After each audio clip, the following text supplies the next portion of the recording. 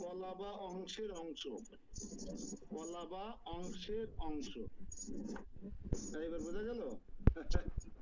এত প্রভাব যে মহাবিষ্ণুর, সে আবার ভগবানের অংশ না, কলা অবতার। কলা মানে কি? অংশের অংশ। লিখুন আবার তাহলে, এই মহাবিষ্ণু আবার ভগবান শ্রীকৃষ্ণ বা গোবিন্দের কলা বা অংশের অংশ। দাঁড়ি, কলা কথাটির অর্থ হচ্ছে অংশের অংশ, সাংশ। এই গেল জড় সৃষ্টির মূলে কে, তার উত্তর। এবার প্রশ্ন ছিল যে কৃষ্ণ বড় না বিষ্ণু বড়, এর উত্তর এখন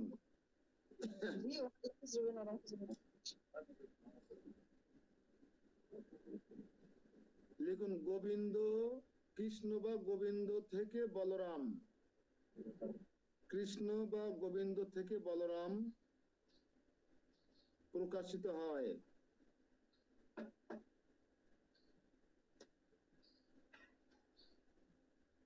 দাঁড়ি, বলরাম থেকে সংকর্ষণ, বলরাম থেকে সংকর্ষণ,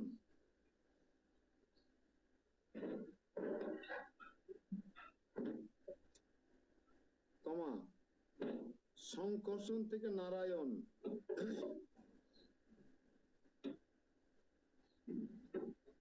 সংকর্ষণ থেকে নারায়ণ, নারায়ণ থেকে দ্বিতীয় সংকর্ষণ,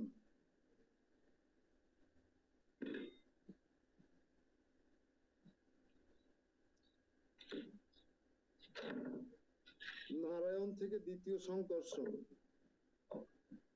কমা, দ্বিতীয় সংকর্ষণ থেকে মহাবিষ্ণু, দ্বিতীয় সংকর্ষণ থেকে মহাবিষ্ণু।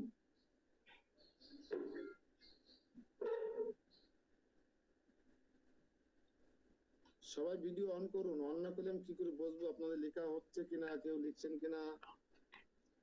মহাবিষ্ণু থেকে গর্ভদোক্ষাই বিষ্ণু, মহাবিষ্ণু থেকে গর্ভদোক্ষাই বিষ্ণু,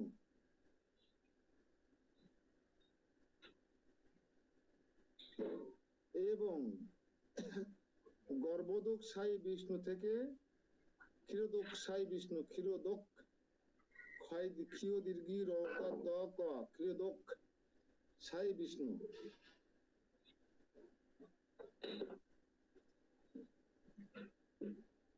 দাড়ি, এবং ক্ষীরোদোক্ষাই বিষ্ণু, এবং এই ক্ষীরোদোক্ষাই বিষ্ণু সমস্ত ব্রহ্মাণ্ড নিয়ন্ত্রণ করেন, শুধু আমাদের পৃথিবী না। এই ক্ষীরোদোক্ষাই বিষ্ণু সমস্ত ব্রহ্মাণ্ড নিয়ন্ত্রণ করেন। এই বর্ণনা থেকে আমরা অনন্ত শব্দটির অর্থ অনুমান করতে পারি। এখন আপনারা বুঝে দেখুন, অতএব সকল বিষ্ণু সহ সকলের উৎস হচ্ছে কৃষ্ণ।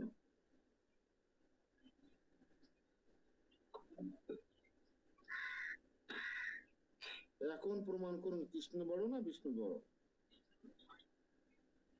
কে বড় অনন্যা? সিরিয়াল দেখো, তোমরা বলো বড় কে, কৃষ্ণ বড় না বিষ্ণু বড়?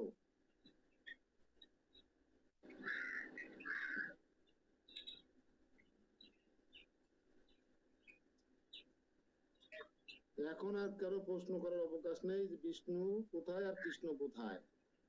বিষ্ণু হচ্ছে কৃষ্ণের অংশের অংশ, অংশ না, অংশের অংশের অংশ। বিষ্ণু থেকে বলরাম, বলরাম থেকে সংকর্ষণ, সংকর্ষণ থেকে নারায়ণ, নারায়ণ থেকে দ্বিতীয় সংকর্ষণ, দ্বিতীয় সংকর্ষণ থেকে মহাবিষ্ণু।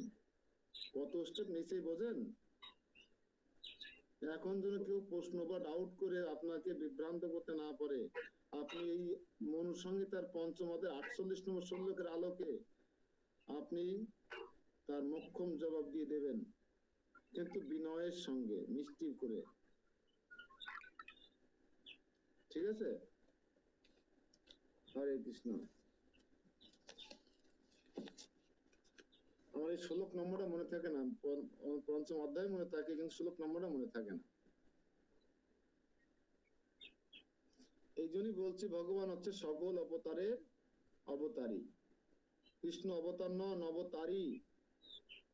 অবতার সার গোড়ায় অবতার, কেন না ভজিলি তারে। অবতার সার গোড়া অবতার, কেন না ভজিলি তারে। এই কৃষ্ণই তো গৌরাঙ্গ মহাপ্রভু। অবতার সার, সার মানে কি? মূল। সার, সার মানে মূল। নিরে করিবাস গেল না পিয়াস, আপন কর্ম ফেরে।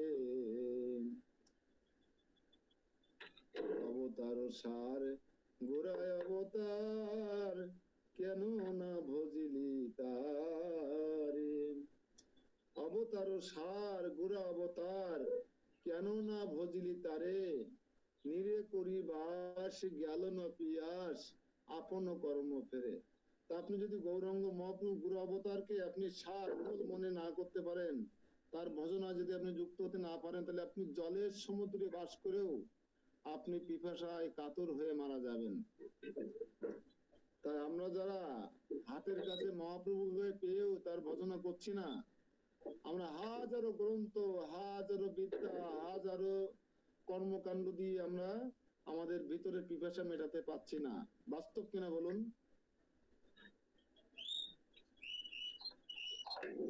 তাই লালন গাইছেন না,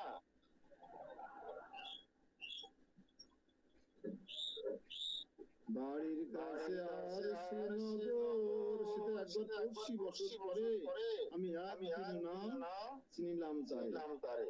বাড়ির কাছে আর শ্রীনগর, সেটা একবার পড়শি বছর পরে একদিন না দেখিলাম তারে, চিনিলাম না তারে। আমার হৃদয়ের মাঝে মহাপ্রভু অবস্থান করছে, পরমাত্মা যে ভগবান অবস্থান করছে, আমরা একবার তাকে চেনার চেষ্টা করলাম না, আমরা জানার চেষ্টা করলাম না, আমাদের তখন পিপাসা মিটবে? আমাদের হরিদ্বারে কেন যেতে হবে? আমাদের যেতে হবে কেন? আমাদেরকে বিভিন্ন জায়গায় অর্থ যেতে হবে? আমার ভিতরে তো একজন ভগবান অবস্থান করছেন। পরমাত্মার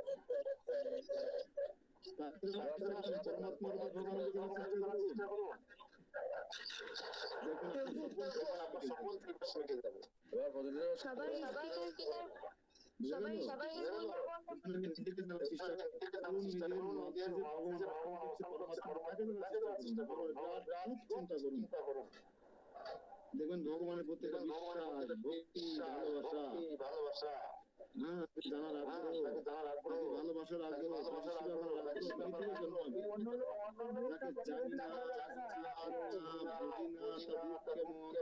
তার গুণ কেমন, তাকে কি ভালোবাসতে পারে? আল্লাহ বলে জীবনের সবকিছু মায়া করতে পারে, জীবনের সঠিক সিদ্ধান্তটা নিতে ইচ্ছে করে কার জন্য? যাকে আমরা সবচেয়ে বেশি ভালোবাসি। ঠিক কিনা? এই সমস্ত মেয়েরা, বাবা মা 16-18 বছর খাইয়ে পুড়িয়ে মানুষ করছে, মা বাবা মুখের পরে চিনি না করে অন্য ছেলের হাত ধরে চলে যাচ্ছে না। আর তখন কি বলছে যে আমি এই ছেলেকে জীবনের সবচেয়ে বেশি ভালোবাসি, ওর জন্য আমি ব্রিজ থেকে ঝাঁপ দিয়ে নিচে জলে পড়ে যেতে পারি। ঝাঁপ দিচ্ছে তো। তা আপনি যখন কৃষ্ণকে ভালোবাসবেন, তখন কৃষ্ণ আপনাকে আপনি জীবনের শ্রেষ্ঠ উপহার আপনি করতে পারবেন। কৃষ্ণের জন্য আপনি তখনই শ্রেষ্ঠ ত্যাগ করতে পারবেন। এই মাস কৃষ্ণ আত্মসমর্পণ করতে পারবেন তখনই, যখন কৃষ্ণকে আপনি ভালোবাসতে শিখবেন। আর ভালো হবে যখন আপনি কৃষ্ণকে ভালো করে জানতে পারবেন। তার বিভূতি কি, তার মূলনীতি, তার রূপ কি, তার গুণ কি, তার শক্তি কি, তার বৈরাগ্য কি, তার বিদ্যা কি, যখন জানতে পারবেন তখন তাকে ভালোবাসতে পারবেন। আপনি তার জন্য মরতেও পারবেন রাধারানীর মতো। রাধারানী প্রতিদিন একবার মারা যেতেন, কিনা উজ্জ্বলা মাতা ক্যামেরা মারালে চোখে লাগে এক জায়গায় রাখেন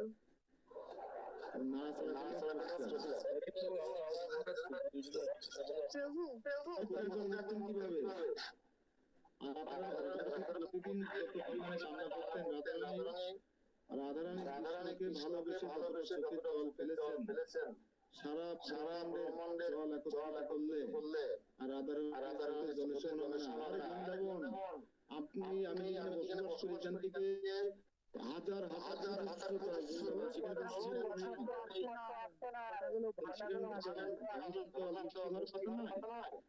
সবাই মিউট করে দিন। মিষ্টি হওয়ার কথা না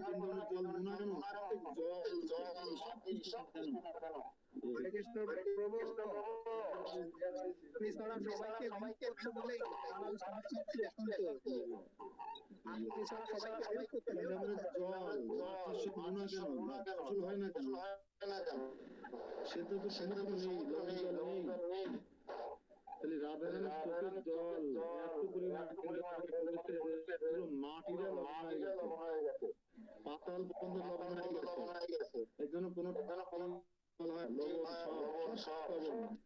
সমুদ্র বৃন্দাবনের জল কিনে খেতে হয় কিন্তু রাধারানীর চোখের জলে সব লবণ হয়ে গেছে আপনার চোখের জন্য কি আপনার ঘরে কোনো লবণ হয়েছে মাটি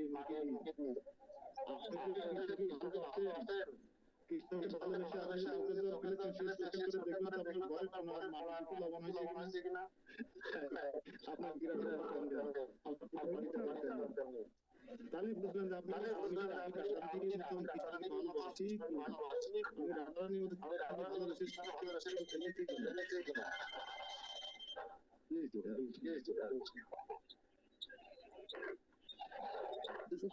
বলে রাখি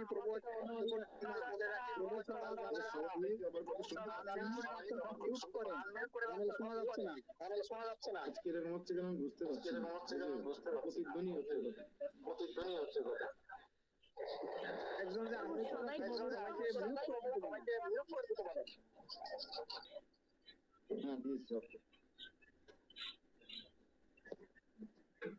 আচ্ছা আপনাদের আইডিতে কেউ স্পিকার অন করে রাখবেন না বুঝছেন অফ করে রাখুন ওই যে একদম কৈলাস থেকে অবজেকশন এসছে কৈলাস থেকে আমাকে ফোন করেছে শিবজি মহারাজ যে তাদের প্রতিধ্বনি হচ্ছে শোনা যাচ্ছে না এই জন্য আমাদের সবকিছু মূল্য হচ্ছে ভগবানকে জানতে হবে নখের প্রত্যেকটা বিষয় জানতে হবে এই বিগত দশম অধ্যায়ের আছে না ভগবানকে জানতে আর ভগবানকে যদি আপনি জানতে পারেন তাকে অবশ্যই ভালোবাসবেন আর একবার যদি আপনি ভগবানকে ভালোবাসতে পারেন তাহলে আপনি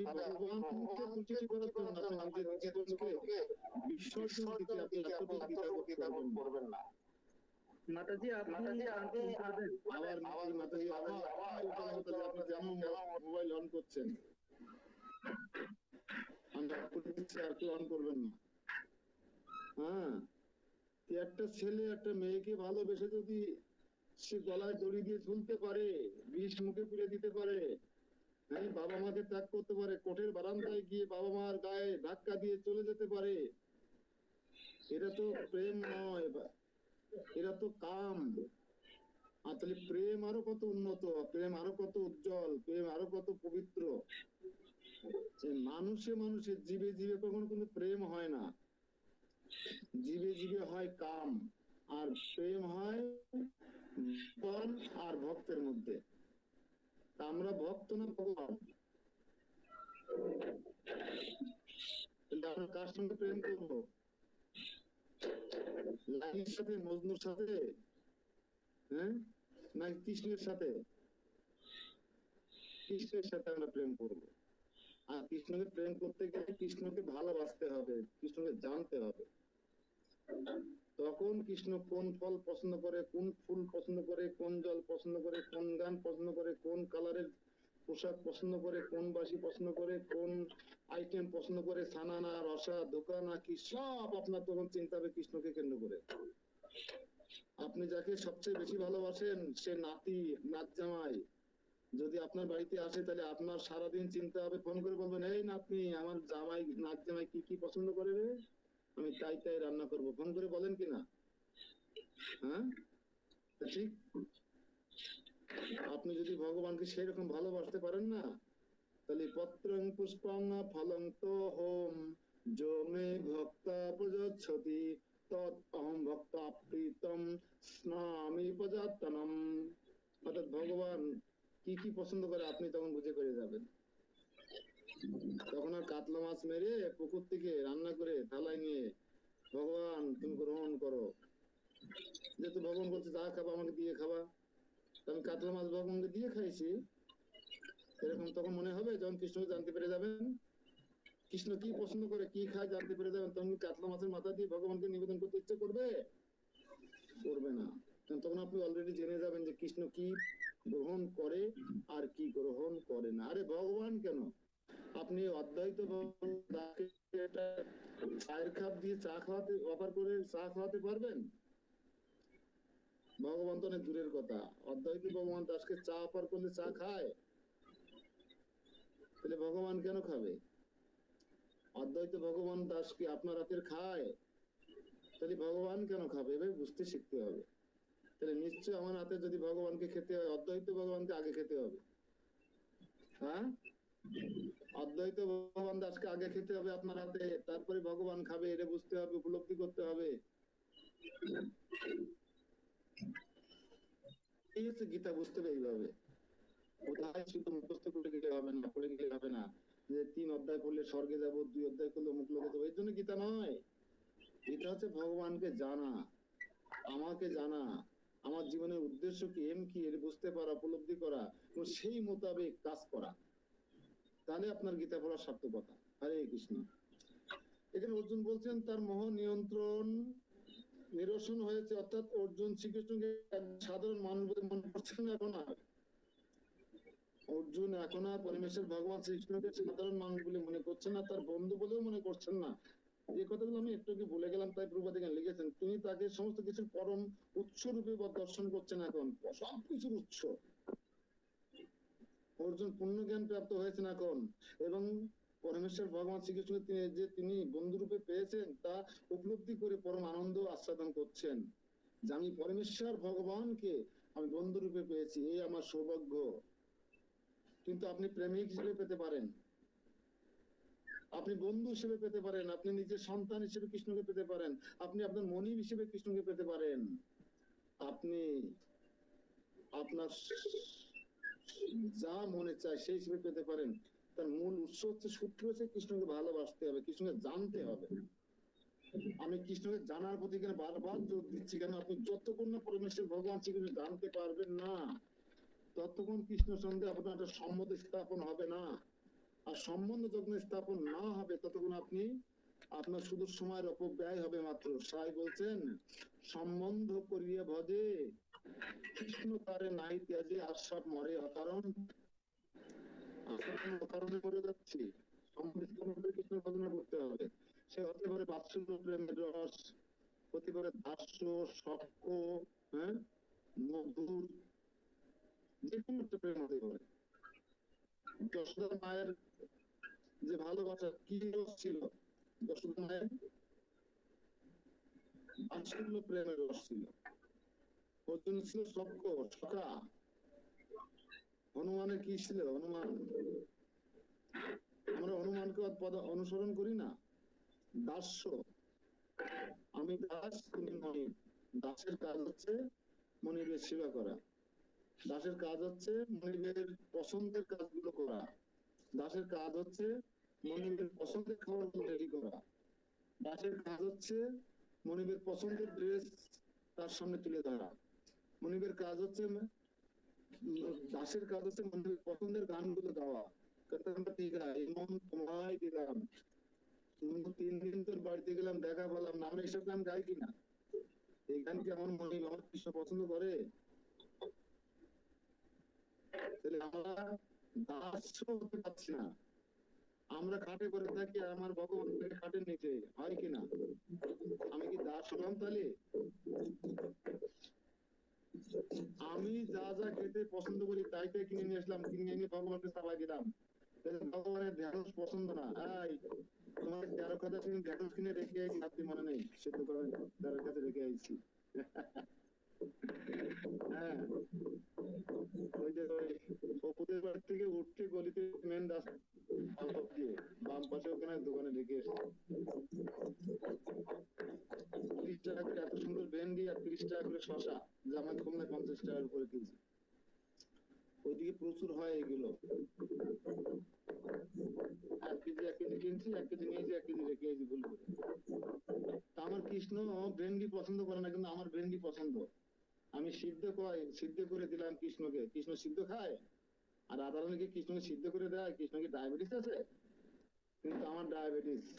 সব সিদ্ধ করো, তেল কম দাও। তাহলে রান্না হচ্ছে আমার জন্য না কৃষ্ণের জন্য? এবার ভোগ লাগাও কৃষ্ণকে। কৃষ্ণ কেন খাবে? কৃষ্ণ ভেন্ডি পছন্দ না, আপনি জোর করে দিচ্ছেন। কৃষ্ণ কেন খাবে? রাধারানী কি হাফ বয়েল করে দেয় কৃষ্ণকে, না সুন্দর করে রান্না করে দেয়? সভ্যতা শাখাত আদি কুষ্মাণ্ড কত কিছু রান্না করে দেয় কৃষ্ণকে। আর আমার চাপাই দেওয়া হাফ বয়েল কৃষ্ণকে নিবেদন করতে হচ্ছে। তাহলে আমি কি দাস না আমি মনিব হলাম? কৃষ্ণ তো বাধ্যই আমার বাড়ি বসে খাচ্ছে, আমি যা দিচ্ছি তাই। মনে হচ্ছে লাঠিতে ভয় দেখে, যা দেবো তাই খেতে হবে, কোনো কথা বলবে না। সে কাজ নেই, বাসি নিয়ে সারাদিন দাঁড়ায় থাকে, শুধু খাওয়া খাওয়া। এরকম হয়ে গেল না বিষয়টা? ভাবতে পারলাম কৃষ্ণকে, আমি আসলে আমাকে যদি দাস হতে আমার সারা রাত চিন্তা করতে হবে কৃষ্ণ চিন্তা। আমার প্রভুকে, আমার মনিবকে আগামীকাল কি দিলে আমার মনে খুশি হবে। আমার টার্গেট থাকবে আমার মনিবকে খুশি করা, কৃষ্ণকে খুশি করা। বোঝা গেল অনন্যা? তুমি খাবা একরকম আর কৃষ্ণকে দিবা নকুল দানা, আর বলবা আই লাভ ইউ কৃষ্ণ।